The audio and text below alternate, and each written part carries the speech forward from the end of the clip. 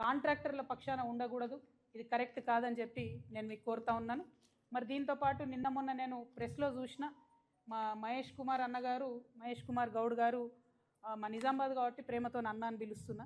కాంగ్రెస్ పార్టీలు ఉన్నా కూడా అన్న అని పిలిచే వ్యక్తులలో ఆయన ఒకరు కాబట్టి మహేష్ కుమార్ గౌడ్ గారు చిట్ చాట్లో చెప్పిరని విన్నా. నేను స్వయంగా ఆయన బయట అయితే చూడలేదు. అదేందో నేను కాంగ్రెస్లోకి వస్తా అంటే ఆయన వద్దన్నాడట. నేను మహేష్ అన్నని చెప్తున్నా, అన్న కాంగ్రెస్లో ఏం లేదు, అది లూజింగ్ పార్టీ, ఓడిపోయే పార్టీ. నెక్స్ట్ టైం కాంగ్రెస్ రాదు తెలంగాణలో. నెక్స్ట్ టైం తెలంగాణలో మా జాగృతి పార్టీ గెలుస్తుంది. మిమ్మల్నే మహేష్ కుమార్ గౌడ్ గారిని నేను జాగృతిలోకి ఇన్వైట్ చేస్తున్నా. మీకున్న ఎక్స్పీరియన్స్తోని మీకు మంచి పోస్ట్ ఇస్తామన్నా, నేషనల్ కన్వీనర్ ఇస్తాం, మీకు మంచి పోస్ట్ ఇస్తాం, మీరే రండి.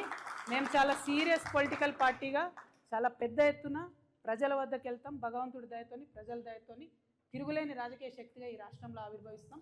కాబట్టి మీరు నన్ను బద్నాం చేసే ప్రయత్నం చేయొద్దు. నేను వస్తాను కాంగ్రెస్ పార్టీలోకి మీకు చెప్పడం, మీరు వద్దనడం ఇవన్నీ మీకు కలవడ్డది కావచ్చు అన్న. ఏమనుకోతే ఎవరికైనా చూపించుకోరు, జర బొట్టు గిట్టు పెట్టించుకోరు. నా రిక్వెస్ట్ ఏంటంటే ఇటువంటి ప్రయత్నాలతోని నా వ్యక్తిత్వాన్ని దెబ్బతీసే ప్రయత్నం చేయొద్దు. మేము మంచిగా మా పార్టీ తయారు చేసుకుంటున్నాం, విధి విధాలను తయారు చేసుకుంటున్నాం, కమిటీలు వేసుకున్నాం, మంచిగా జోరుదారు తయారీలు ఉన్నాం మేము. అంతేగాని ఎవరి కోసం వెయిట్ చేస్తలేం. సమయం వచ్చినప్పుడు ఖచ్చితంగా ముందడుగేస్తాం, సమయం సందర్భాన్ని బట్టి ముందుకెళ్తాం.